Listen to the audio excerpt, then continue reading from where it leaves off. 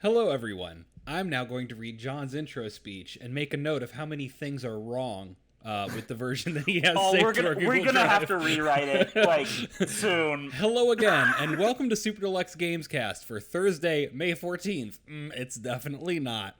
If you're not aware, Super Deluxe Gamescast meets here every Thursday night at 9 p.m. Eastern Standard Time. It's daylight now, where we discuss the latest gaming headlines with a wide variety of panel members and guests, as well as weekly pre-recorded content.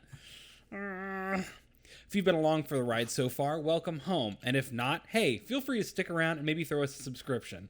I do like the casual hey surrounded by commas thrown into the script to sound informal.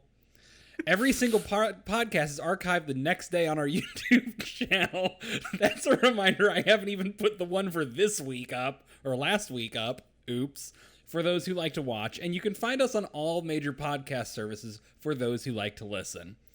That's I'm accurate. going to need to rewrite that at some point.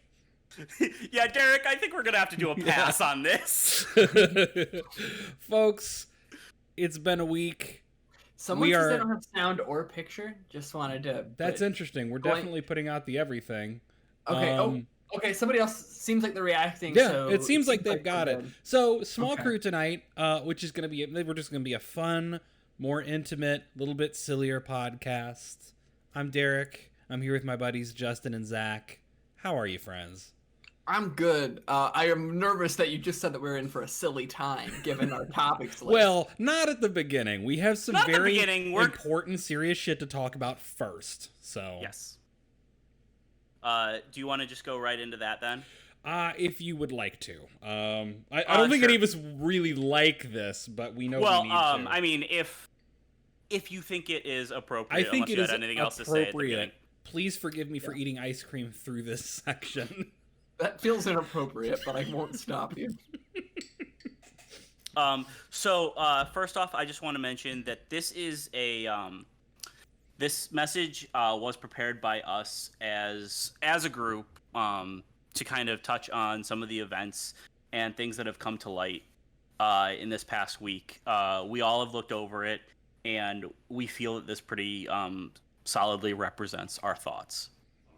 So throughout this past week, dozens of people in the gaming community from all gender identities and sexual orientations have come forth to detail painful stories of abuse and harassment that they have endured in this industry. From giant AAA publishers to small indie houses to PR and journalists, streamers and fans, the world of gaming has shown the pervasiveness of this issue. We at SDGC stand in solidarity with all of the brave survivors coming forward to tell their story in hopes of inciting change. These accounts are painful for those that share them and painful to read, but we hope they can lead to a positive and long-lasting shift in the industry culture for the better. If you see anyone coming forward with these stories, believe them. The immense pain and harassment that often follows from sharing this story is not something anyone would willingly put themselves through. These memories are hard to focus on and very difficult to share. If you know anyone impacted, please support them. If you know or follow one of these abusers, please cut ties immediately, even if they have been friendly to you. These actions need to have consequences for behavior to change. The reason this many abusers have permeated the industry is because they've been shielded and allowed to act without repercussions for too long. They need to face consequences, and the people they have hurt need to have their voices supported and raised up. SDGC wants to make it clear to our community that we have zero tolerance for abusive behavior. If anyone has any concerns about our guests, members of our Discord server, people we associate with, or any of our panel members, please report it to one of us or our Discord mods, and we will deal with it immediately, and your anonymity will be preserved. While our hearts are heavy hearing these stories of pain, we will continue to aim to build a safe community for all who want to join. Believe and support survivors, raise their voices, and thank them for their bravery. So do we want to talk a little bit about, just briefly, kind of what's been going on, how this is making us feel, kind of bring a more personal element to this than just, the statement we kind of agreed on? Because I if it's okay that I kind of start for a second. Go right ahead. Go right ahead, Derek. This has been a rough week, which is something we're saying more and more frequently. I do not usually know how to talk about these kind of subjects. I was an abuse victim myself as a teenager, and victim, survivor. Different people prefer different terms. I'm personally not very, very, very. I don't feel very strongly one way or another. I know some people feel differently, but this has been wild, and we've seen every end of the spectrum. We've seen, like you said, people in media, and people in development, and people in publishing and PR. We've seen people across the gender identity spectrum who are both victims and abusers. It has been a weak trademark. We even got the full spectrum of having to deal with a very, very extremely rare example of false allegations, where somebody was spreading word that other people were an abuser. In this specific case, I think we can say it publicly because it was said publicly, right? Like what's going on, and we all got to the bottom of this, that Jenny Wu, who's been outed as a harasser by several people, was spreading rumors about, for example, Kyle Gatto, other industry media friends. But the ultimate thing is that when that stuff came to light, we all figured out pretty quickly that was bullshit, versus when other examples like Chris Avallone, when his first victims came out, there was a swarm of people ready to back that up, and we pretty quickly figured out that stuff was true. So even the examples of where we get false allegations, which are such extremely rare cases, it still behooves you to just believe victims from outright, because when things became open, we got to the bottom of the false allegations and the true ones, and pretty much all were on the same page very quickly. And we've spoken to like Kyle Gatto and others who were harmed by these false rumors, and they pretty quickly understood and forgave us for wanting to side with victims at the beginning, because they understood, because they're decent people, and it's been weird. It's been hard. This has been a situation that I think tests our ability to handle sexual harassment allegations, and I feel proud of the fact that all of us, at least internally, as we're talking about it, we have all chosen to stick to believing victims regardless of whether or not it was somebody close to us or not, whether it was inconvenient or not. We've pretty much stuck to our guns on that, and it seems like, I don't know if y'all can speak for what y'all are saying. It seems like the vibe's pretty good out there in terms of being supportive. I don't know. Sure. I've got some stuff to say, Justin, but I wanted to, maybe give you an opportunity. Go ahead, Zach. Yeah. I just wanted to say to both, thank you, Justin, for reading that, and for so concisely, distilling how we've all been feeling all week, and Derek for sharing your perspective. And I also wanted to echo that, yes, it feels good that we are doing the things we need to protect our communities, and that feels right. But we also need to understand that just that isn't enough, right? We need to be, everyone has a role to play here in protecting our industry and making it better, and making sure that predators are one, seen and called out and pushed out as best we can. We need to, it's really easy to say that, hey, when I'm at an event, I am a safe person for you. If you are having something happen, come up to me. It's easy to say that. But we need to find ways to actually demonstratively protect people that isn't just, hey, if I was in this hypothetical situation, I would help you. It means calling out people who make jokes because they think oh, this is a joke, and it's not the same as me being a predator. It means seriously community policing and correcting your friends when they say something mildly toxic. This is a pervasive issue. We lost you for a second there, Zach. Yes, we have seen a lot of cases of very, very, very. Oh, I'm sorry. Am I back? Yes, you're back. Yes. You're back on time. Back? Yeah. Okay, sorry. Apologies. So basically, to wrap it up, it's just it's not good enough to say that I have protected my people. It is, how can I have my eyes wider open going forward? Because there will always be people who will pretend to be there and just be fucking preying on people, and we need to do better. And SDGC needs to do better, but so does everyone. Yeah. So yeah.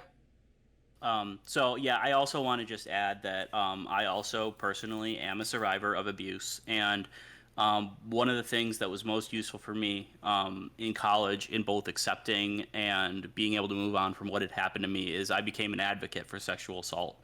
Um, I worked with I actually was president of an all men's group that educated other men about issues of sexual assault, sexual harassment, and I was also a member of our co-ed group on campus. I went to national conferences. I gave presentations. I met some of the nicest people I've ever met doing that, and even in those organizations, people were exploiting their status to take advantage of others. I had to investigate prominent members of the group that was supposed to be opposing sexual assault for behavior where they took advantage of. Oh, I'm one of the good guys.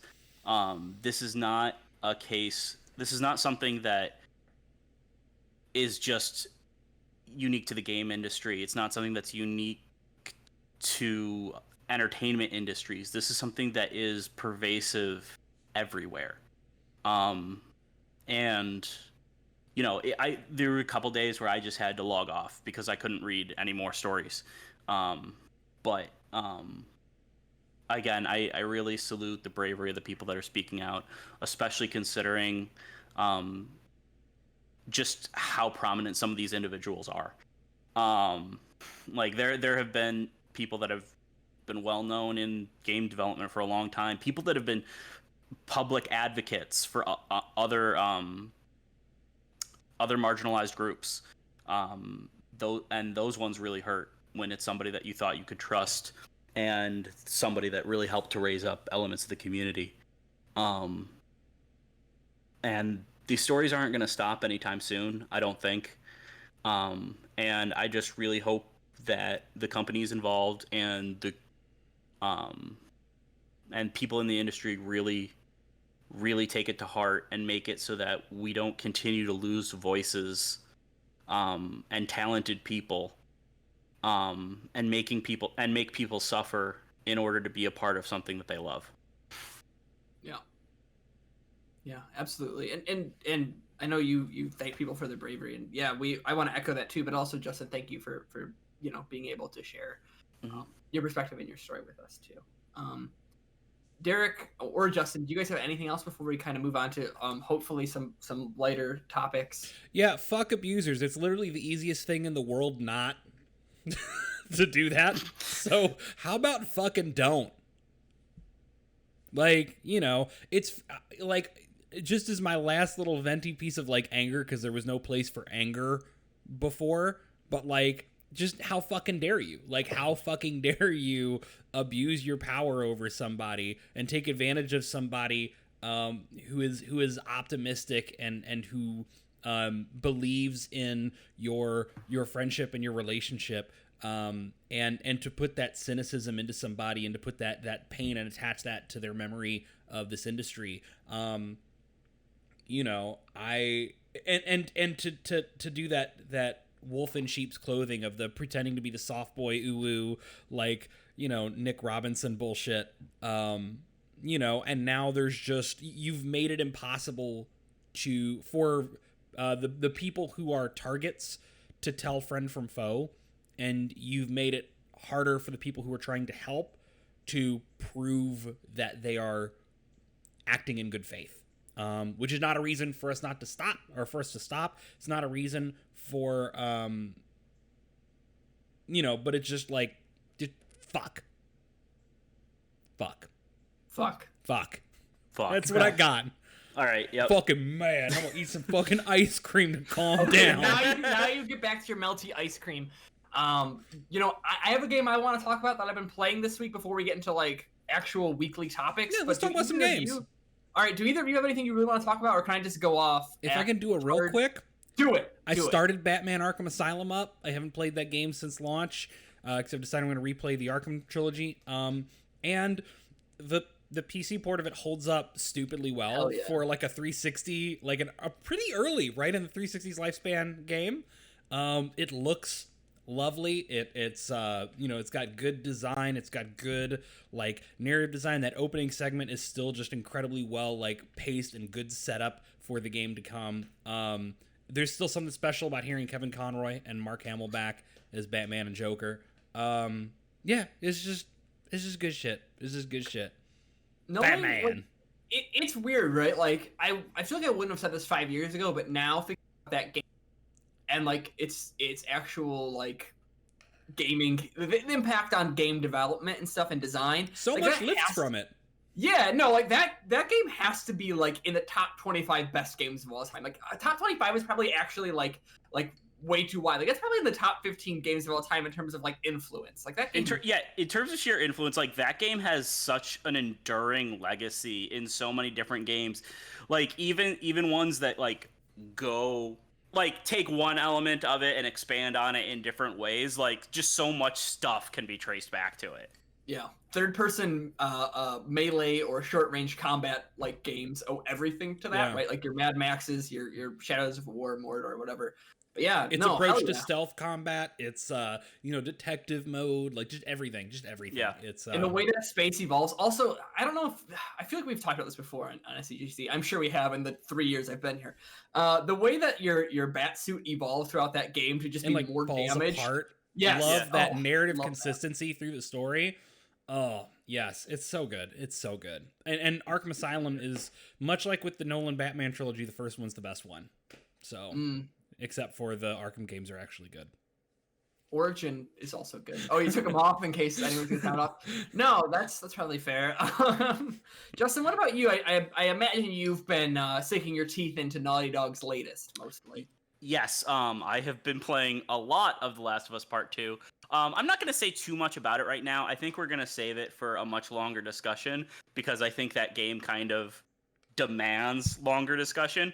But I'm just going to sum up quickly with I put 30 hours into that game in the 50 hours between when it launched and when it and when I finished it. So I think I liked it. No, I was really blown away by it. It was a kind of an overall different experience than I was expecting, but one that I found really satisfying and one that really echoed with me on a lot of levels. And I'm not just talking about the story. I thought gameplay-wise, it was an amazing evolution of a lot of the things that Naughty Dog has been kind of experimenting with. Between, the original Last of Us, Uncharted 4, Lost Legacy, and now Last of Us Part 2. I really, really enjoyed it. I'm partway through going through on New Game Plus now, which is actually kind of remixes how resources and stuff. So like New Game Plus is actually pretty cool. Plus I'm picking up on some cool thematic things and some foreshadowing that in before. But yeah, that game's truly excellent, and I'm really excited to talk about it more when the time comes. Yeah, it's I think people who follow us on Twitter like, no, I'm not quite as warm on it as you, but like undoubtedly it is one of the most detailed console exclusives this generation. Like that's not, I don't even think that's like worth saying because it's like obvious, but yeah, it's an insanely detailed game. The feeling of breaking glass is great in that game. Very good. It does make me want to be gay and do crimes. Well, it's a good playground for that. So I want to talk a little bit about I was just gonna prompt you to go, Zach. I want to talk about this game that entered early access, I think late last week, on Steam, called Hard Space Ship Breaker, which is a terrible name, but a very cool game. So the basic setup of this game is like Cyberpunk future. You wake up in an apartment, and you immediately check like your iPad, and some contract comes through, and it's like, hey, congrats, you applied for this job, and we're going to let you in. Check all of these like really long end user agreements. And there are things like, hey, if you get cancer, you can't sue us. Hey, if you get like crushed during this job. You can't sue us. And also, you're going to take on $1 billion of debt, and you're going to work for us until it's paid off. And like you check all of these boxes, and then you just jump, and you are in space. And like the premise is essentially, for people who played Fallen Order, it almost opens in a similar way where like you are in a ship scrapyard, but it's like 0G, and the idea is you are alone with like a guy on your radio who's got like a thick Southern accent, a lot of banjo music playing in the background, and he's just telling you to take apart these ships into like their smallest possible component pieces, and then you're scrapping them into like either like stuff that's worth salvaging, stuff that you want to burn, and then stuff that you want to process to break down into like break into their original pieces so you can kind of make money that way. And so the game is all about giving you like these massive ships and finding ways for you to break them apart as quickly and efficiently as possible, without like if there's a giant piece of sheet metal, you don't want to cut that into like 5 pieces. You want that to be one giant ass sheet because it's worth more money. But cutting it efficiently is really hard. And then so the game starts really basic with like, here's like this 3-piece ship that's really easy to break. And then it's like, hey, this ship has a nuclear reactor in it for its energy base, and it's also got airlock systems. And if you cut it in a weird spot, you're gonna blow up, and you're gonna die. And then and then every time you die, this game takes money. They add money to what you owe them because you have to pay $15,000 for a clone. So you have like this. It's a really great labor game where like you're doing this really monotonous task that feels really good, and like think of the way the primary weapons in Dead Space worked, where you can like rotate the way your saw works. It's basically that. It's the plasma cutter. And you're using it to cut up ships into these efficient pieces, and if you blow up and die, your debt goes up. So it's like this weird game about like this increasingly Musk adjacent like techno future in which it's like space is a wasteland full of like corporate bullshit. And you are just trying to make a living doing incredibly dangerous work. And if something goes wrong and it's designed to go wrong, you will pay for it as an individual, and you will be stuck under debt you can't escape, which is like a really dreadful sounding thing. But there's something really good about having like this massive hulking ship, and you have to move around in like 0G to rotate around your ship to find ways to like cut it up. But it's been cool, and it's on Steam. I think it's like $20 or $25 right now. Maybe even 15. Is it early access right now? It is. Yeah, okay. So it's early access. It's got like story, which is mostly just like working through stuff, but I think it's like 20 hours of like narrative driven kind of space chopping is basically it. That's cool. But is it coming to consoles eventually, or is it just PC for now? I don't know. The thing about Sam's in chat. He says it's at least coming to Xbox later this year. Okay, that's cool. Yeah, 0G games. This is subjective. This is for me, but like I'm the only person. But like 0G space stuff, I actually find myself like needing to use mouse and keyboard because of how finicky it is. Because like this game has it can get rough. Yeah, so I'm super interested to see how they get that to translate. But it has been cool. Do any of y'all have interesting questions about chopping up hunks of junk in space? So this is not really important, but it is something I want to know. When you chop up your sheet metal, is it like along like preset points, or is it straight up just like Metal Gear Rising ass? No, it is. Yeah, it's very Metal Gear. Well, so it's interesting. So the tool can only my current cutting tool can go vertical or horizontal. Right. But you're in 0G, and so what vertical to you might not be vertical. Slowly spinning, and you go to cut, you're going to cut at a weird angle, and it will let you cut. Like, if you wanted to cut a star into the side of the ship, you could. Excellent. I fucking love it. Let me just give you a quick anecdote. One of the dumb things I did is I turned off the airlock so I could get inside of the ship to dismantle it from the inside, because normally you're outside. And I cut through it on the outside, disabling the airlock, and then I went into the ship and started cutting, and I managed to hit the backside of the airlock on the other side, and I caused a massive fire inside the ship, and I'm stuck inside of the ship, and it was slowly burning, and my only way I could try to get out was to try to slowly cut a hole through the side of it to, like, weasel my way out as fire is slowly building, and it was just, like, and it's, like, an early access game, so, like, the frame rate is just, like 10 as the ship is bursting into flames, and I'm just like trying to scurry out of the ship. And like in 0G with 10 FPS, your character is just like really choppy, like in zero-G spinning. The game actually performs okay. But that motion smoothing though. I just do this dumb thing where I'm like, yeah, I'll put this early access game at 4K. Yeah, no, it'll be fine. My computer can handle this. But no, it's a good game with a bad name. That's all I want to say about Hard Space Shipbreaker. I don't know. Hard Space Shipbreaker is a great fucking name.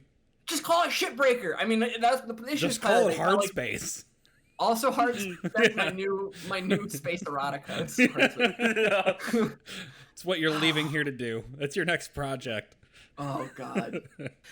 That actually reminds me. Apparently, like I read a thing about like some weirdness with copyright law, and like apparently the reason we have so many stupid subtitles is it makes it so much easier to get what you want for like the main name. I'm sure. Yeah, like that's this is what the kids call a segue. That is how Beam.Pro became Mixer, right? So for people who don't know, this week Microsoft announced that they were ending their Mixer platform, their Twitch competitor. They bought 2 or 3 years ago, originally known as Beam.Pro. When it was acquired by Microsoft, they wanted to make a global brand, and they found that Beam.Pro was not available as a trademark in every country, so they renamed it Mixer. You might remember it as the place where Ninja got paid like $10 million to go sit in the corner. Buddy. $30 million to go sit in the corner. Shroud got 10. Yeah. So it's the kids table that he was told to go sit at for a while for a lot of money. Yeah. And it's made out like a bandit though. Oh no, yeah. And like which is kind of the frustrating thing. Like there's a ton of around the Mixer thing. To all of us, it's like the Mixer being ended and shut down was inevitable. But it's all about like execution, and obviously like that seems like that was way off based on Mixer did have big names like Shroud and Ninja on the platform, but it also had a ton of really niche platforms with people who were really dedicated to streaming every single day, who were like literally sobbing on stream because they were not told in advance, and they had just spent like 4 years on a platform that was now going to be dead in mid-July. So it's just yeah, and like it was a rather unceremonious announcement too.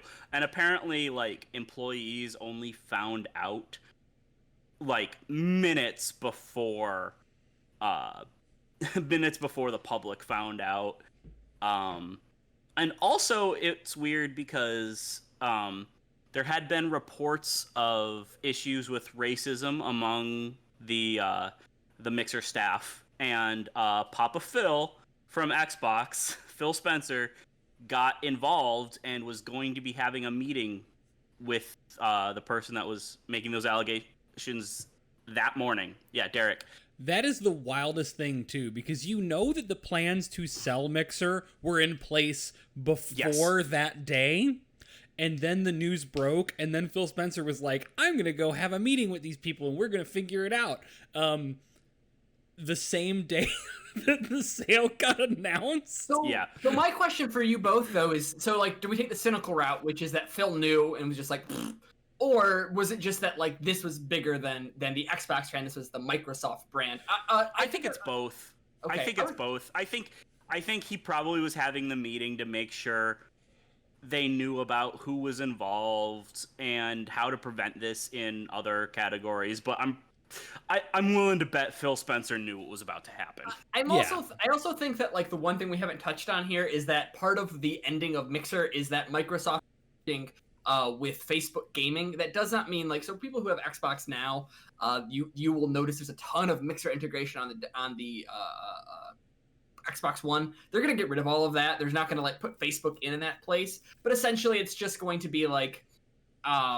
They just have it's a weird relationship. They've been really weird about it. But basically, that is kind of what made me think that, maybe this was bigger than Xbox. Maybe it was Microsoft at large, if they're just as a brand going to be working closer with Facebook. Which again, very weird time to be like, hey, Zuck, let's get together. Yeah. But yeah, it's a mess. It's a fucking mess. Yeah. Zach, didn't you have some interesting like statistics to share about some of this? Yeah, absolutely. So, I think a lot of people who probably listen to SDGC know a lot of stuff about how COVID has impacted gaming as an industry. But one of the big things is that gaming spending is actually up. And also the hours people are putting in is obviously up as people are stuck at home. And a big component of that is also, what are people watching? So this week, some data came out around. Spoiler: it's not Mixer. It's not Mixer. Some data came out this week over how gaming platforms have grown in the COVID era. So, for example, Twitch was up like over like 100%. YouTube gaming was up like 40%. Facebook gaming, which is who Microsoft is partnering with, was up 250% in the last few months. And Mixer, since before the pandemic to now, was up 2% in viewership. So everyone else is making hundreds of percentages of increases, which is when you, like this is just basic math, but I'm just going to say it anyway. If you have 100 million people watching something on your platform and you have 100% growth, you have 200 million people. On Mixer, if you have 40,000 viewers and you add 2%, congrats. That's not a very big growth. Yeah. That's not a growth. So basically, like when you look at the statistics about closing Mixer, it made sense. Everything here comes down to like the human element, which was like one, like how long did you know that you had problematic employees who were like being racist as shit, and how long were you just like, oh yeah, this is a bad egg, but I'm not going to do anything about it because it's inconvenient. And two, like what could you have done better to treat people who have like put a lot of time into your platform? I think one thing I saw was that if you had achieved like partner status on Mixer, Facebook Gaming was offering them $2,500 for a 90-day contract of exclusive streaming on Facebook Gaming, which is like not a terrible deal, but I mean, that's for everybody. And I think that context is good, but then when you realize that Microsoft did end up paying in full the full $30 million and the full $10 million to Shroud and Ninja, it feels like a bit of a slap in the face, right? Yeah, and especially some people were wondering what happens to them. Do they get sent over to Facebook? I believe like they are technically free agents now. So everyone's been released. Yeah, everybody's been released from their contracts. So like those guys got their big payday, and then can still go back to Twitch. And I wouldn't be surprised if they have some of the biggest streams Twitch has ever seen when they returned to Twitch, because on top of the check that they got from Microsoft, like those guys are completely set. Yeah, right. Yeah, so basically like the winners here are the already rich and established streamers, yes, and the losers are the people who have a small community who just want to play niche little games with their communities. So that's really fucking disappointing. The one thing I'll say here is that to be gross and corporate is like the move to Facebook Gaming is probably good for Microsoft as they go to expand Project xCloud, their streaming platform this year. Having them be able to show a streamer playing a game on Facebook and then have someone see that and hit play now and be able to do that on Facebook is like good integration. But obviously, like, you know, it's not worth fucking really upsetting people who've been on your platform for a long time by like cutting them loose with no notice. So yeah, it's a messy situation all around. It's one of those things that makes a lot of sense from a business point of view, but like just feels like it could have been handled so much better. Yeah. And it's a bummer too. Like I mean, I didn't watch much on Mixer, but like I thought it was a pretty solid streaming service. Like I thought it had good quality and stuff that. The problem was like at the time that it was acquired, it was like king shit. And then Twitch very quickly was able to like their early selling point was like extremely low latency streaming. Yeah. And then Twitch caught up, and then Mixer's gimmick was you can do like co-streaming where like you can have 4 different streamers on at once that are all playing together and have all like it's like, you know, picture in picture mode. And then Twitch added that too. So like basically Twitch had a shitload of money, a way bigger war chest. Even under Microsoft's banner, they had a bigger war chest. And were quickly able to just chase them and prevent them from ever building an audience. So despite Microsoft's billions of dollars, there was just never enough investment and interest to make that grow. And we're kind of leaving out that Twitch is owned by Amazon. Oh, so like yeah. this is a story of now becoming a story of Microsoft and Facebook teaming up against Amazon. Yeah. Basically. I mean, it sucks because like obviously there's never a good corporation, but it's like so your options here are Zuck or Bezos. Yeah. It's pretty rough choice. Yeah, it's not great. It's Oh not my great. Fuck. Do we have anything else on Mixer before we go to everybody's favorite 80s puppet? Is that where Elf is from? Fuck Amazon and eat Yeah. Jeff Bezos. Yeah, Yeah. that seems good. Yep. That seems good. Yeah, seems fuck good. Amazon, eat Jeff Bezos. Are we ready to talk about Jeff Keighley and his friends? Oh, I am very I'm ready. here for it. Okay. Somebody walk us through what happened. I'm too young to know who the fuck Elf Yeah, is. Geoff Keighley got clowned by a fucking cat-eating alien is what happened. Yep. Basically, Jeff Keighley, in his continued series of Summer of Gaming, had on a new tech correspondent, and it was Alf from the '80s show Alf, who is a puppet of an alien that eats cats. And he mercilessly ragged on Keighley for a while, and it was pretty funny. Lots of Mountain Dew and Dorito jokes. It was a ridiculous thing, but you know what? Why not? Yeah. I don't think there's anything of substance.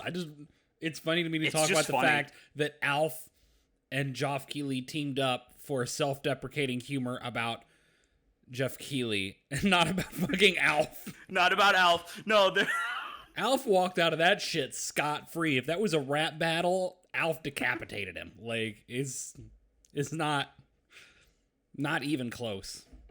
But also, speaking of mascots from decades past coming back. Whoa, that segue. Damn. It's not exactly true, but because he's been around and he has remained in public consciousness, and there have been several bad games with his name on it, as well as a very successful remaster of some of the old games. We are getting a new Crash Bandicoot that is actually called Crash Bandicoot 4. It's about time. That took some solid digs at the other games in the Crash Bandicoot series. What other as games well. in the Crash Bandicoot series? Because nobody fucking bought them or played them. Like, yeah, but so this is actually pretty interesting because so far under Activision, we've only really we saw the remaster trilogy of the classic PlayStation 1 Crash games, as well as Crash Team Racing. And those were hugely, hugely successful. And it's really cool to see them actually creating a new game with Crash. Full $60 full price AAA release for Crash Bandicoot from Activision is pretty surprising. The art style, I'm not a big Crash fan in general, but I love the art style of Crash 4. I think it looks really, really good. And I'm really interested to see how this game does, because I feel like Activision has been in a position where they really, really need to branch out in terms of their releases.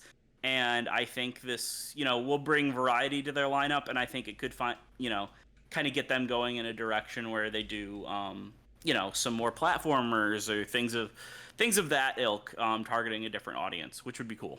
Can you remind me? This is a different team than the people who did the relatively well-received remasters, right? Yes, I believe Vicarious Visions did the remasters. Yeah. And they're working on the Tony Hawk remasters now. Right. Yes. I believe Crash 4 is being made by Toys for Bob. Yes, I believe correct. Is yes. that it? Yes. So, and they did what did they do? They did a lot of the Disney Infinity stuff. I was gonna say I feel like they did. Toys for Bob was Skylanders, right?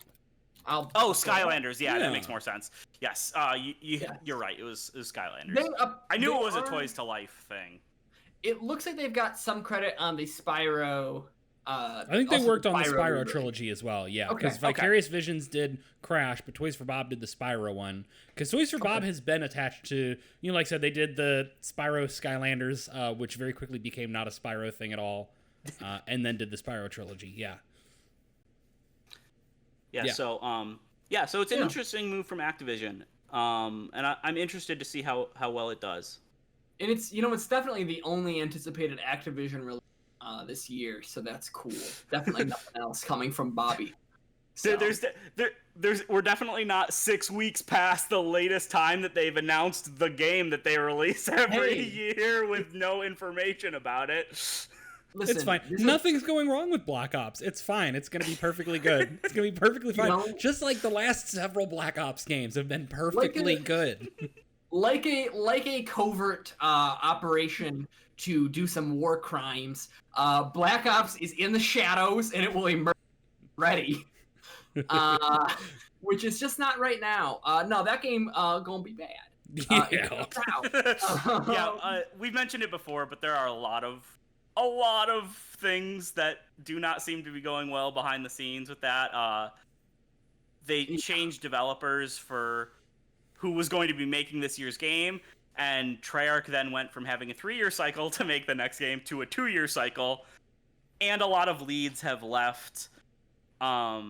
So, yeah, it'll be interesting to see what happens to Call of Duty this year. I do not have much confidence in how it goes. It doesn't help that Treyarch's approach to the content in their games is about as delicate as a bag full of hot farts. Like, if you thought that, man, they saw that article John wrote about the white phosphorus, and they were like, "Oh, we're gonna give this motherfucker something next year. Just you wait." They took it as shotgun shells. Yeah. They took that article as a challenge. Yeah, they were like, "We are gonna have you commit racial genocide against the Vietnamese, and you're going to enjoy it, gamers." Like, it's not gonna be great. I'm just telling you, it's gonna be a fucking nightmare. I'm in this weird position where I want to drag it, and I will drag it. But I also feel like it's worth being cognizant of the fact that, like, there are devs who will be working way harder than they should have to. No, that's true. Conditions, because they're cleaning up this mess. But I think it's also worth saying, this is obvious, that this game being rushed and crunched under with Treyarch was before COVID. And so one of the things that happens that I think is a well-known but still kind of quiet secret is that a lot of these games end up getting support from smaller outsourcing firms that will create assets or small pieces to kind of help big studios make their annual games, right? And so, for example, in the past, some Call of Duty titles have relied on smaller studios in places like China to farm out assets for them to put in their new games. So under COVID, those studios might have been closed down, or their operations could have been severely limited, which means you are probably going to see games that come out that will A, be rougher because their development cycle was rushed, but 2, there were less hands on deck to just make them happen. And when you are beholden to shareholders like Activision is, you will be forced to grind out something that will be less content rich, will piss off your customers and make them not trust your brand as much, make your shareholders upset, and you're going to treat your employees terribly. So it really is just a really rough scenario going on. It's a real mess. Also, yeah. I do want to reiterate, just because Zach mentioned shareholders. Shareholders also aren't happy with Activision because Bobby Kotick is making too much money, which I don't know if you've ever listened to shareholders. They don't usually care what CEOs make. And welcome CEOs to the party. usually 10 years too fucking late, y'all. Whole lot of money. So I need to know how much money Bobby Kotick makes that it pissed off shareholders. Eat Bobby Kotick, that much money. Oh my god. Just one quick little thing, we can move on, unless Derek, you want to add something. It's just the year that they laid off, like, what was it? Was it 800 employees in a single day? Was that what they did? Yeah. Yes, it was something like 800. So the same week that they announced 800 layoffs, they also had their shareholders meeting where they announced record earnings, but it was less than they wanted. Which was just the most fucked up shit. Yeah. Which is like, congrats, this is more money than we've ever made, but we were hoping that percentage point was a little higher, and it wasn't. Bobby Kotick is used to a certain amount of child prostitutes, and he's got to keep that up. Yeah, it's reminder that he's in Jeffrey Epstein's little black book. Anyway, moving on. So, a lot of people like Pokemon. And people have been saying, what genre and what platform could they dip their toes in next? enter Pokemon Unite. Is that what it's called? Pokemon Yes. Unite? Yeah. Pokemon Unite. Unite. They're making a MOBA with Tencent, and that's all I know about it because I don't play MOBA. They have not revealed like any details as far as I'm aware, and I don't care. This is the fucking best idea. I'm here for it. Look, I have been saying for a while that MOBAs are underrepresented as just like a franchise attempt. I thought that like more developers need to get into just fucking trying free to start MOBAs. As popular as the genre is, that there's only really like one that's big. It's League of Legends. Like some people play Heroes of the Storm because they're really into Blizzard's IPs, and I think Dota technically exists but is mostly played by bots at this point. So take one of the biggest franchises ever, make a fucking MOBA. It's a good fucking idea. I don't know how to tell you this, but it's good. It's good. Yeah, It's going to be for Switch and PC, right? Switch and mobile. Is that what it I think is? is what I read. And mobile, okay. I don't know if does it have a PC part? I don't think there's a PC version. I think it's Switch and mobile. Okay, I got confused between mobile and PC, I guess. Yeah. Yeah, Android, iOS, Nintendo Switch. Which is cool. Like honestly, that's a pretty good place for all those platforms to kind of play together. I assume they're gonna do crossplay, although I guess I can't say for certain. But I guess this is also just like, correct me if I'm wrong, is this Tencent's first time doing a major IP push with Pokemon? With Pokemon, yes. I want to say with Nintendo, yes, even. I don't think Tencent and Nintendo have really partnered before. Yeah. This because we had received news that Tencent had not donated, invested money within the Pokemon company in the past couple of years. And, people were wondering what that was going to be. And I honestly can't believe we didn't see this coming, because this is the most Tencent move they could have done with the Pokemon license, is make a mobile and Switch MOBA. This is literally specifically a thing that a couple of years ago I was going, I want like a Pokemon MOBA. This is a specific thing that I wanted before I was on SDGC, and now it's here, and I'm just like... And the monkey paw is that it's going to be monetized to hell. Well, I assumed when it was a MOBA, it would be, They weren't going to sell me a $60 complete game and give me free character updates over the lifetime. It would be free to start, and I would have to pay $300 to get all the content in the game, so... Fucking fair. I'm interested to see how this ends up. Obviously, Pokemon fans are Pokemon fans, so they're mad. But they're always mad. Whatever. I don't give a shit. They've been mad for a while. But I'm interested to see how this pans out. I don't really play MOBAs, but maybe I'll download this on my phone and play around with some Pokemon in a MOBA. I'm also just interested to see. I guess they've got like that, and Apex is. You're cutting out real bad, man. Is it my mic? You might need to be closer to the mic. Yeah. I'm sorry. I'm very far. I'll lean a little bit. Yeah, get intimate with it. What I'll say is that there aren't a lot of multiplayer games that are big multiplayer experiences on Switch. Yes, you've got your Fortnite. Apex is coming. But it will be an interesting experiment to see how these types of like strictly multiplayer competitive games are going to do there. Because yes, again, we do have Fortnite, but Fortnite is a social experience as much as it is a game, a multiplayer game. So it'll be cool to see like a competitive ass video game on Switch, right? Because we don't have a lot of those, right? I mean, no Smash, but not. Yeah. Oh, not yeah. if With you that want to play. code, Not online, but not online. Okay. Nobody plays Smash online. Are you fucking crazy? By the way, just on a funny note, somebody hacked online multiplayer into Melee through an emulator, and it has better netcode than Smash Ultimate. Yeah, it's a shame it's a worse game. Oh! Throwing that out there. I'm spicy Derek, tonight, y'all. Derek, I can hear them coming. Dude, there's a reason There's a reason I'm not a tournament organizer anymore. I do not fuck with the Smash community anymore. Love my friends from there, but I can't stick around. I'm not safe. Not with these opinions. Are we ready to move on to our next topic, which, as y'all know, is near and dear to my... Yeah, well, there's no details about Pokemon Unite. Just you can play as Charizard and go jungling. Like that doesn't tell me anything. So cool, sure. It's according great. to the Wikipedia, TBD release date.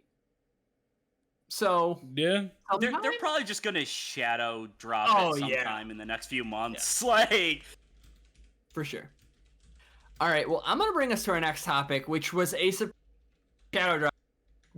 We keep like dancing towards a good segue, and then it's not. Yeah, you're cutting out pretty bad again. I think Discord just doesn't like you. I'm sorry. It's okay. I don't even know that it's your closeness to the mic. I think it's just... I'm just going to pout about it. Yeah, continue. Is it good now? Yeah, it's good for now, but... All right, well, I'm going to tell y'all that yesterday, for the first time in a long time, Halo tweeted out something that's not the Master Chief Collection. They had a teaser for Halo Infinite, which has been quiet since E3 last year. And this was actually a pretty interesting reveal that was kind of revealing about what you... So with Halo Infinite, we don't really know a lot, right? We know that Chief is waking up after being shut down after the events of Halo 5. I'm trying to really scratch my brain to remember Halo 5's story very much, besides Cortana goes apeshit.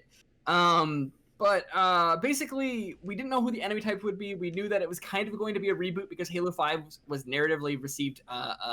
just nobody liked it. But so they revealed yesterday that the Atriox, who is like a king tier villain from Halo Wars 2, will be presumably the main villain in Halo Infinite.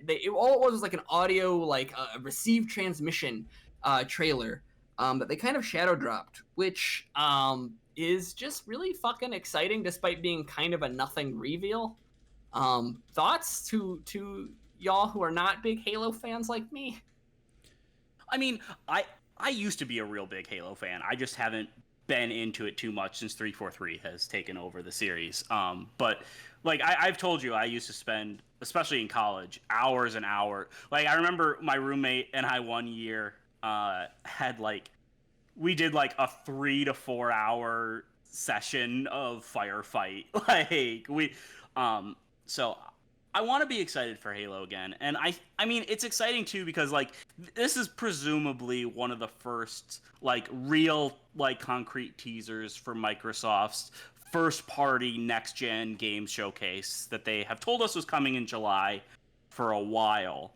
And you know, is presumably going to be the place where we finally see some gameplay from Halo Infinite and other things that their studios have been cooking up for the launch of Xbox Series X later this year. I really am excited to see what Microsoft is doing from a first-party standpoint, and I think Halo Infinite is really important to them, specifically because this is, Halo 4 and 4 was had kind of a mixed reception. 5's, at least campaign-wise, was mostly negative. Master Chief Collection has had its share of issues over the years. I think a lot of people really want to see 343 get it right and get it right from the beginning. And on top of that, like with all the studios that Microsoft has acquired, and going into a new generation, I think they really need to make a strong statement about the type of games they can release. And it would be really I think this is a really important release for 343. I think it's a really important release for Microsoft. I think it's a really important release for Xbox for a whole lot of different reasons, and I really want to see it. Hell yeah. So I've got a question. Okay. Which kind of ties to so I really have not played the Halo franchise. All right. I played 1 on PC way back in the day. I believe I played 3's story co-op with Lena and paid no attention to the story. I am going to need to use Master Chief Collection to catch back up whenever all those games finally hit PC. But I know that 5 is not in the Master Chief Collection. And it's not on PC at all. So I'm going to have to just skip 5 totally for Infinite. Like, so what are the chances that that is going to leave me in a weird story space. Like, No, you don't think this is going to be Halo 6? You think this is going to be like a good kind of starting point? This is going to be. I think that this is going to be a Halo 2 and Halo 3 like I think this is going to be like a fan servicey campaign. Okay. That will probably be rebooting. Like, I think they're gonna obviously like they're using Halo Wars 2's main enemy. But like if you look at like nobody played that, so they've got to explain that from the start. Like... Yeah, and they will, because like in Halo Wars 2, Master Chief isn't in it. So they're going to have to introduce like how Master Chief learns who this character is.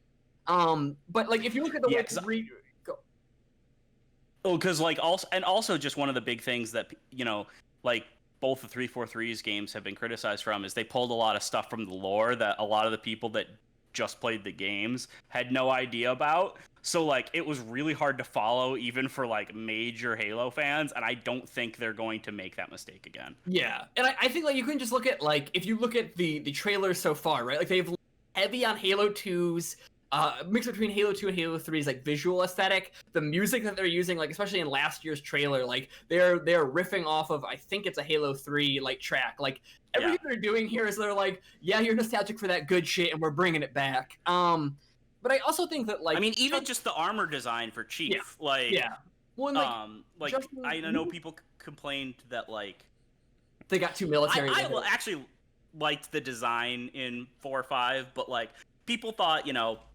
it was getting a little too busy. And it's definitely the more simple kind of classic Master Chief design.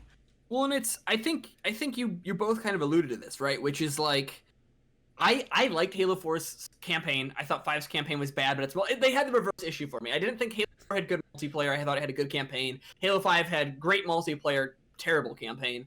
But I also think that like the Master Chief Collection like hurt a lot of people because it was like the nostalgic thing that like people really weren't expecting, and then it was fucked up, and then they finally they dropped it, and then they're finally fixing it for PC and Xbox.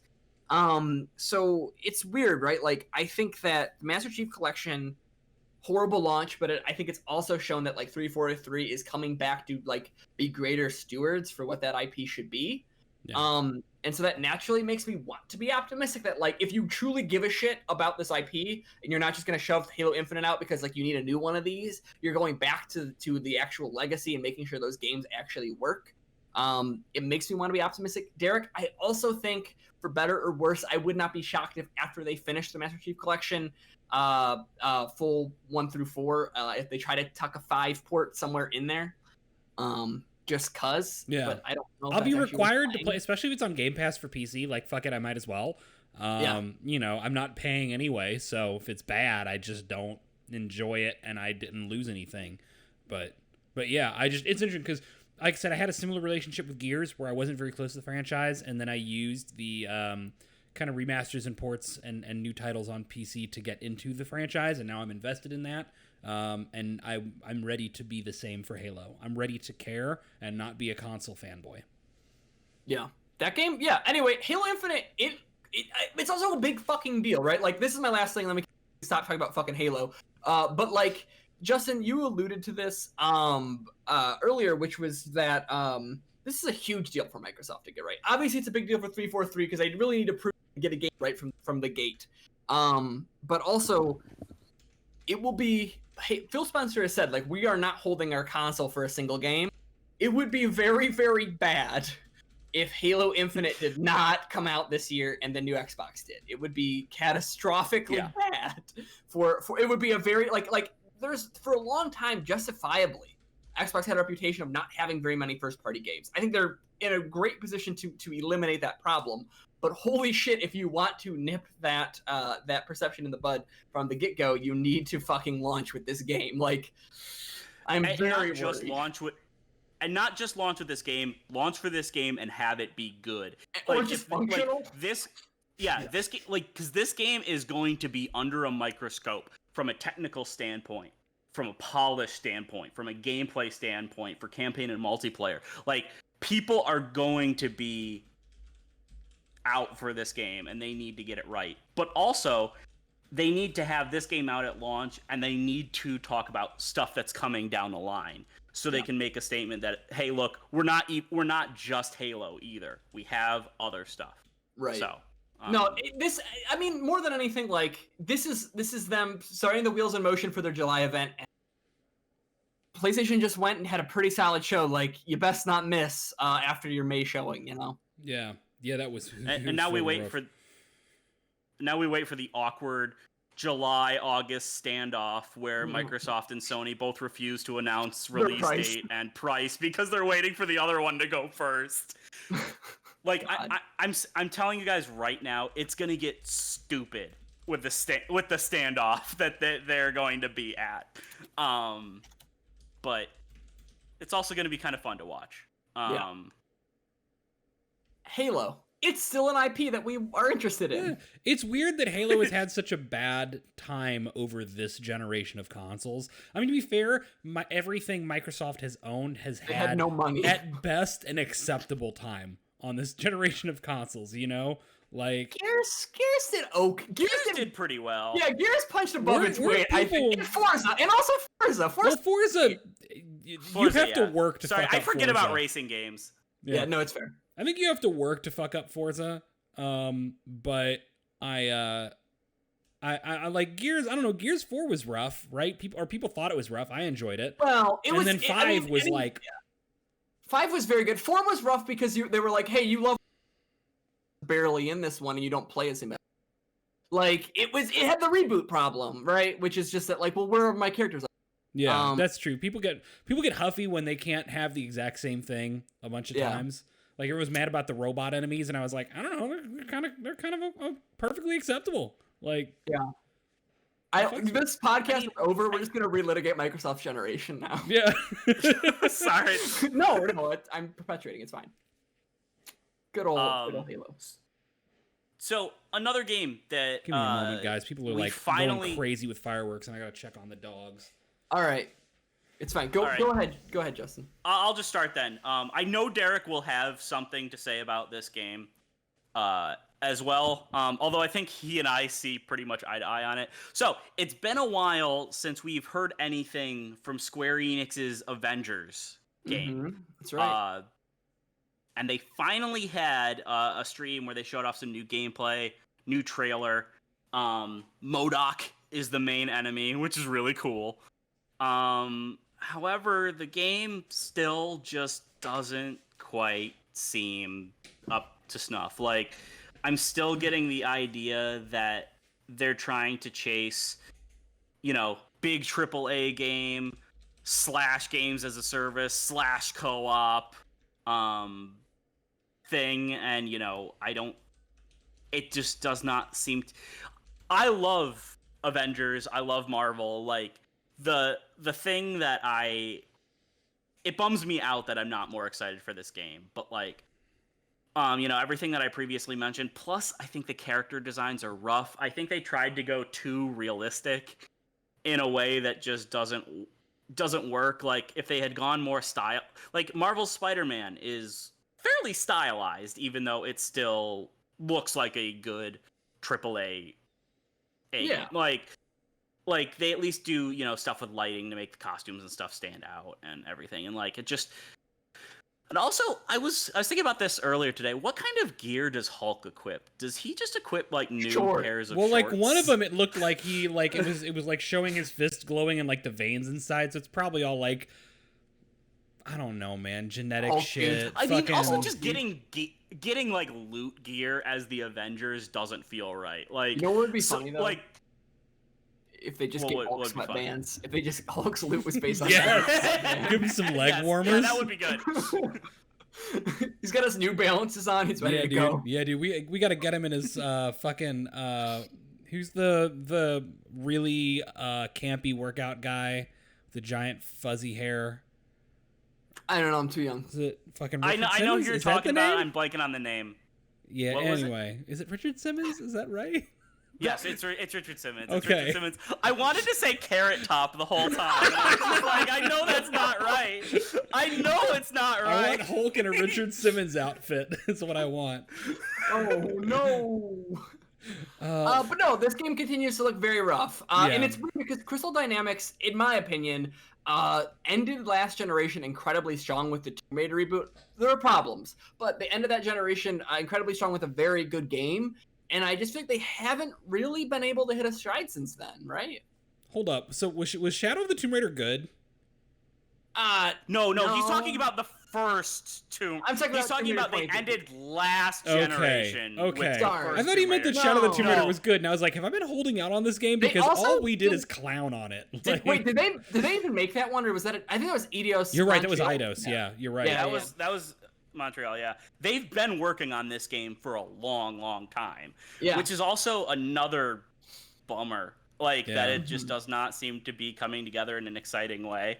Because, they've been working on it for a long time. They've hired a lot of people. That studio's grown a lot, specifically for this project. And I feel like the problem is... I remember it got announced, it was 3.5 years ago when it got announced. It was beginning of 2017. It was in January with this weird teaser that's we'll see you in 2018 with information about Marvel's Avengers, and then we didn't see anything until 2019. And did they tease it around the time when they were hyping Avengers Endgame? It was the 2017 Game Awards, so it was the winner of 2017. Okay. So actually, I want to say Infinity War was around the corner, not Endgame, right? Yeah. So they're probably trying to get on that hype, maybe. Well, I think they were also just trying to make a statement about, hey guys, okay, May 2017. Fuck. So, I thought it was Game Awards. Anyway, I thought it was I thought it was January or something, but whatever. But yeah, But yeah, they did have a teaser that said coming in 2018, and then we didn't see anything till mid 2019. But I think part of the problem is just that. Go ahead. Crystal Dynamics is they're spread too fucking thin. You can make them a bigger studio, you can give them all this time and money, but they're basically trying to make this massive AAA please everyone, story driven, single player but multiplayer co-op, but with raids, online games as a service, Destiny-like third-person action game with multiple unique playable characters who are meant to be meaningfully different, and who also each character has such a breadth of upgrade paths that your Thor will play different from my Thor. So you're just doing too fucking much. I also think that it literally. Go ahead, Zach. Sure. I think the one thing to keep in mind, so if it was announced May 27th, probably 2 or 3 years, that doesn't mean dev work. That just means hey, you're creative director of this game, and pitching it and trying to get funding for it, which means that this game came out right as Destiny, Destiny and maybe the Taken King era was really blowing up. And so you can see the trajectory of they're oh, we just made a really good single player game, but think about that era. This is before God of War. This is when everyone was saying single-player games are dead.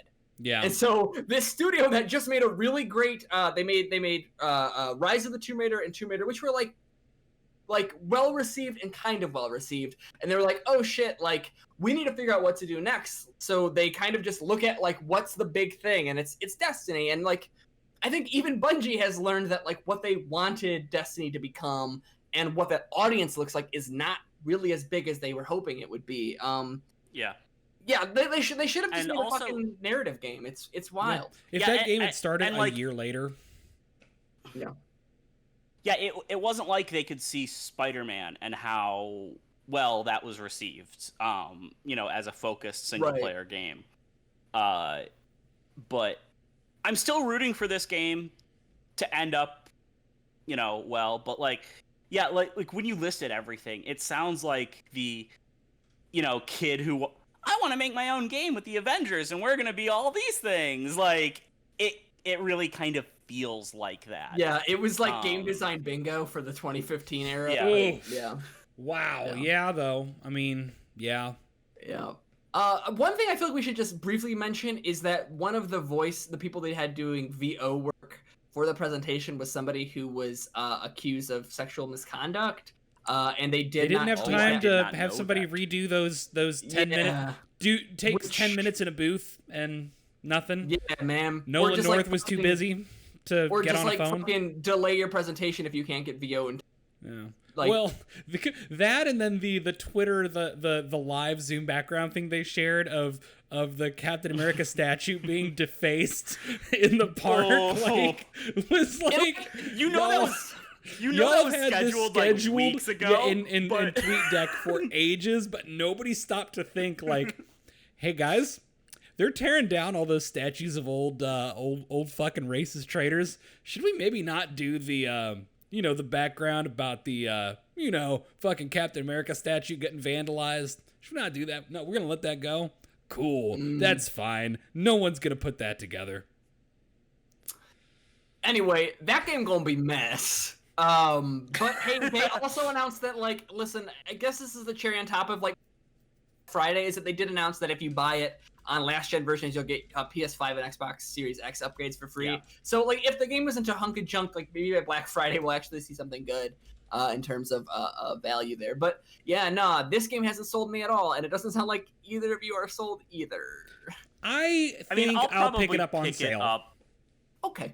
I'll probably pick it up when I'm getting my PS5 and just want to check out games that support it. Because it sounds like they're doing very good support for next gen. They actually had a breakdown of how they were going to be enhancing the game on next gen, which is cool. And maybe it'll have a couple patches by that point. So yeah. I'm a loser and I read Marvel comics regularly. So I'm kind of required to buy this game. I don't have an option. I'm pretty sure that I signed on my Marvel Unlimited subscription, like in their terms of service, that I would purchase this game. But I'm going to wait till it hits like 40 probably. I mean, unless it really pulls together in the last couple months, which it ain't going to do. It just looks hollow. It looks like it's just a not incredibly good, but merely acceptable version of the game I would like to have. It sucks. MODOK is the villain, and I haven't seen like a cool, good kind of like semi-realistic take on MODOK ever. He's always just our giant angry psychic tater tot in a floating chair. But he has to be wasted on this game and not like a Disney Plus show. I don't know, man. It's not my favorite. Are we ready to talk about this little indie project that, I don't know, might have gone under the radar this week, coming out of a small European studio called CD Projekt Red? It's a new indie title called, let me check my notes, Cyberpunk 2077. Have you guys heard of this one? No. Is it on the radar? Not at all. A little bit. I don't know, man. Yeah, I don't know. It supposedly like a pen and paper RPG at one point. Interesting. I'm. Let me check my notes again. Yeah, this bit sucks. But Cyberpunk looked. They had a showing today. It was their first one. It's like 25 minutes. You can probably catch it on demand at this point. It looked shiny. It looked expensive. It had some things that made me think that I was nervous for how they were going to present not white people in that game. Yeah. But it also, like, it's weird, right? Like, the visual fidelity was good. The racism was bad. It feels like a compromised project like most right now. Does anyone have a smarter takeaway than me? I mean, want to be super excited. Jared. It's kind of like a different situation for Avengers, right? Where Avengers is an idea that on paper I fucking love, but then the footage is just not impressive at all from a gameplay standpoint.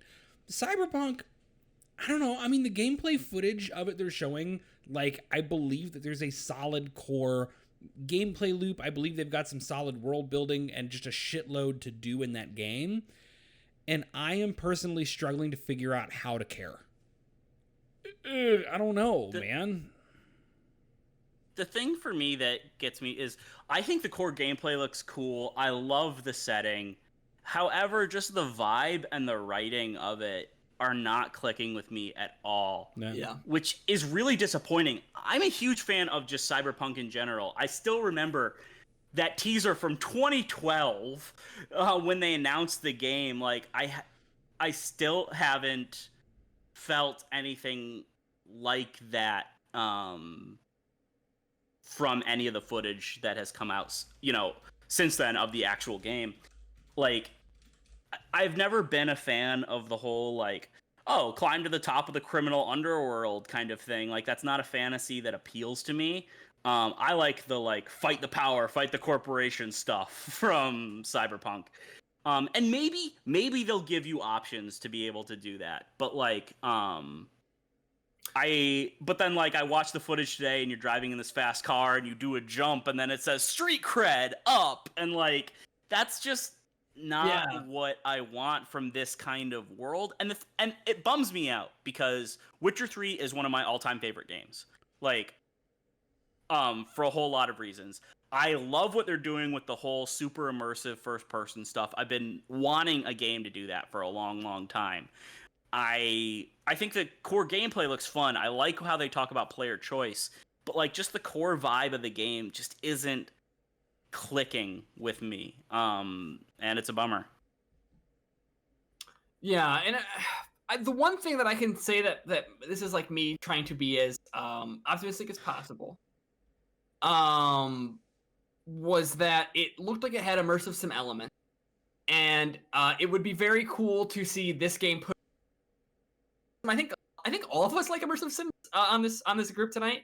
Yeah. But like immersive sims don't fucking sell. Nobody fucking buy. There's a reason Sony took a fat check, or wrote a fat check to get Deathloop and Ghostwire Tokyo, which is that these immersive sim looking games do not sell well. And I'm very happy that people are going to get to play them. This could make immersive sim style games more popular, right? Like our team absolutely is doing shit at making these games. They're very good at doing it. The Deus Ex games this gen, having mixed stuff, but they were very good immersive sims. So like, I'm hoping those elements are there. But the one thing that did sell me, I saw one gameplay clip where you're going to do a fight club. Did you guys see this clip? It was like not in the trailer. It was released later. Yeah. You're fighting a character named Serto. And when you get there, Serto, there's two people. And they're both Serto, and then you start talking to them, and they reveal that they were twins that had such a good connection that they ended up splitting their consciousness into one consciousness, two bodies, which was like a really dope concept, which is like what I want. Yeah, that shit was cool. That shit's cool. That shit's cool. But having like your Latinx character end every sentence with like cojones and puta is like not good. No. So don't do that. By the way, it's really funny. There's still like they showed a trailer over a year ago of him betraying you and you killing him, and they're still showing footage of you going around and palling around with him, which is the weirdest thing. Like.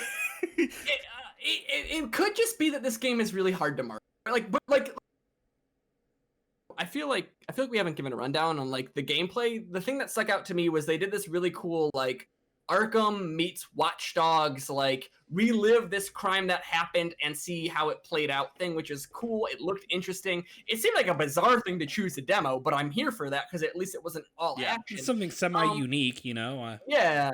So it's like, maybe this game doesn't demo that well. Like, maybe it's really hard to show the diversity of the ways you could play. I know they did something where it's like, here's a stealth run and here's how you would do it action. So, and that was a really cool video. I was really into the gameplay that they showed in that video. Yeah. Like, I'm just like, and also it's kind of weird.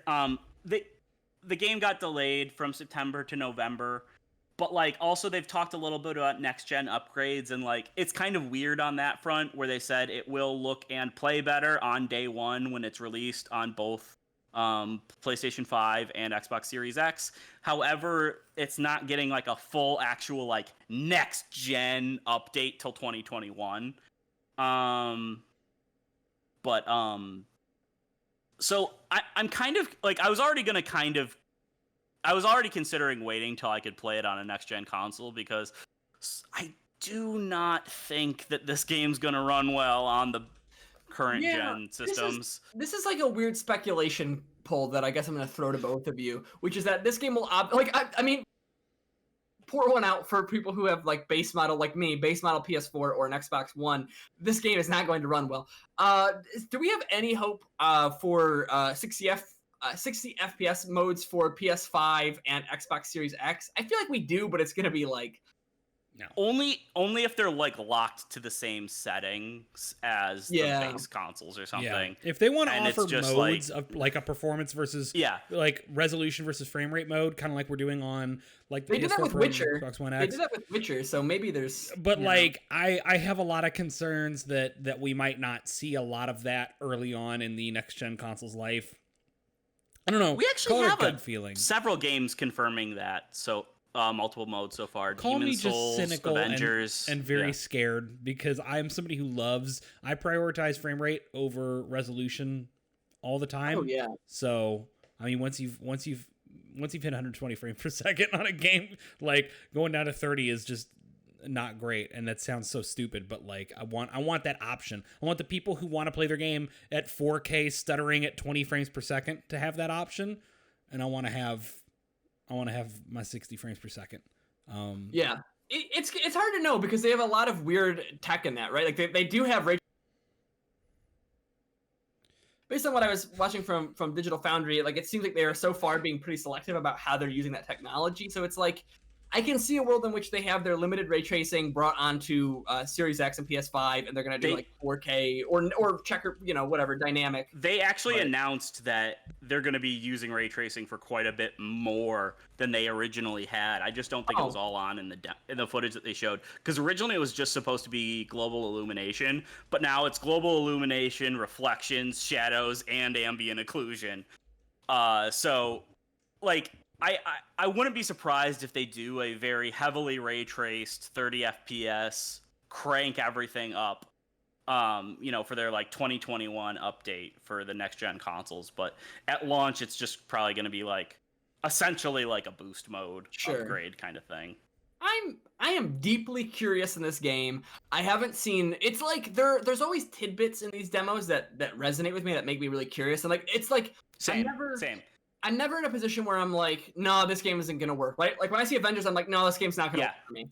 I can see some people who would like it, but it's not going to work for me. But like every time I see Cyberpunk, there's always something, but it's also just like, wow, 80% of this seems like it doesn't play the way I want it to. I don't know about this one. So it's weird. The thing is, maybe with the player choices, especially later on, I could end up playing the game the way I want to play it and end up having a character with a totally different vibe than the stuff that they've shown so far. It's just, I mean, that's very possible. It's just like, and granted, like press was going to talk about it because they had press demos today anyway, but like the things that they're choosing to like hype up are weird to me, right? Like one of the things that I'm glad they got rid of is they used to have like they used to have male or female were like the only options, and you were locked into that, and they've gotten rid of it, which is great. But then like they're also hyping up like, hey, we've got 5 types of pubic hair in our game, and it's like, okay, like you can have that, but like why are you fucking talking about that right now? Like talk to me about like what it's like to move through your world, and like how can you like my biggest fear about whenever you try to play as a marginalized character in a game is like I am terrified for how CD Projekt Red is going to have people interact with you, right? Like I am terrified to see if CD Projekt Red, like I can see them being like, we're gonna try to put racism in this game, and I'm like, I'm terrified. I don't want them to try it because they're gonna fuck it up. And like I guess it's not worth me stressing over that, but it's just like how they are choosing to market this and what they're choosing to let people focus on is very strange to me. Well, it's not like there's any examples of high-profile games released recently that had awful marketing that completely betrayed everything that was good about the game, right? Yeah, I have a lot of anxiety around, Cyberpunk has always been a place where people can create themselves in a futuristic society that can accept them or be terrible to them. And I think that when it's a pen and paper RPG, you have a lot of control about how you are represented and how you react to being represented. And I think that CD Projekt Red wants to represent that, but also there is scripted moments, and I have an apprehension about what those scripted moments are going to feel like. But that's natural, and they're not going to quell that with a fucking 30-minute demo.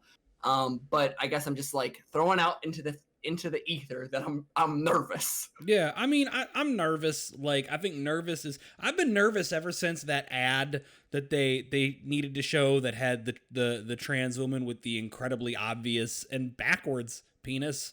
And that started a lot of the discourse about like how are they going to handle a lot of this stuff.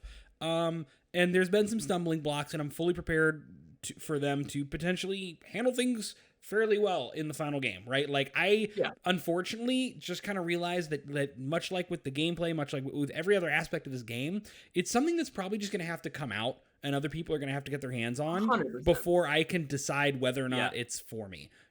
I just don't, I don't know that anything coming out before then is going to fully convince me or allay my fears and lock me into the game, but I also don't know that anything well, no, there's definitely things I could see that would fully shut me down, but like, you know.